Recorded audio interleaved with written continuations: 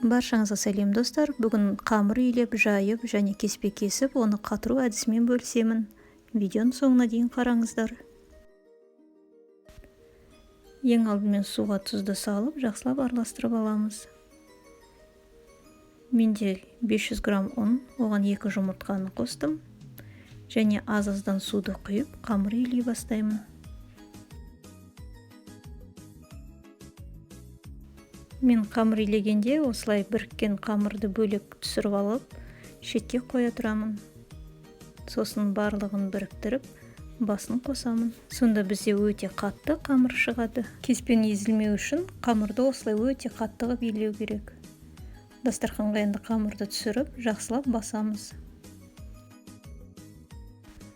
Мінекей бізде осындай өте қатты қамыр шықты. Енді қамырды целлофанға салып, 20 минутқа демалдырып қоямыз. Яғни иіу қанғанға дейін. 20 минуттан кейін қамырымызды целлофаннан алып шығып, тағы да бір жақсылап басамыз. Сосын тағы да бір 5-10 минутқа қойып қоямыз. Енді қамырымызды жаюға кірісеміз. Қамырымыз өте қатты болғандықтан ең басында қолмен осылай басамыз. Сосын оқтаумен жаюға кірісеміз.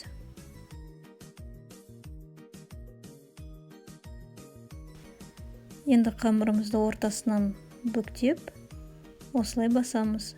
Сонда қамырымыз жұқара бастайды. Шамалы ұн сеуіп, екі жағын осылай ішіне қарай бүктеп басамыз.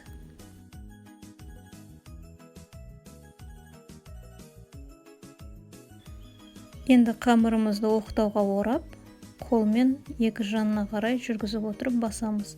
Қатты күш салмаймыз. Осы әдісті қайта-қайта қайталаймыз. Қажеттілігі бойынша арасына шамалы ғана ұн себеміз. Ұнды көп сеппеңіздер.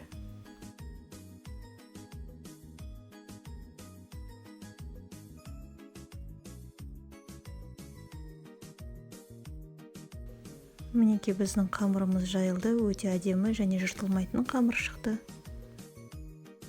Қамырдың қалыңдығын өзіңізге қажетті қалыңдыққа дейін жаясыз. Енді қамырымызды оқтауға орап, ортасынан кесеміз.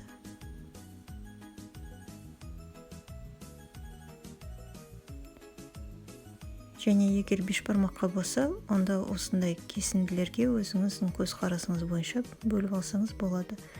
Ал мен кеспе кесетін болғандықтан, қамырды осындай шамалы қалыңдау қылып жайдым. Кеспені мен жылдамдатып кесу үшін осындай лапша резканың көмегімен кесемін.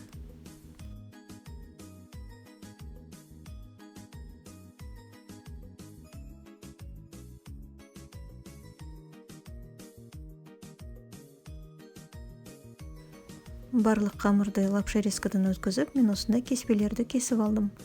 Ал енді осы кеспені целлофанға салып, мұздатқышта қатырамыз. Кеспені қатыру үшін целлофанға осылай шамалыдан салу қажет. Осылай қатырылған кеспені кеспе көже жасаған кезде және ет асқан кезде қамырының орнына салғанға өте ыңғайлы.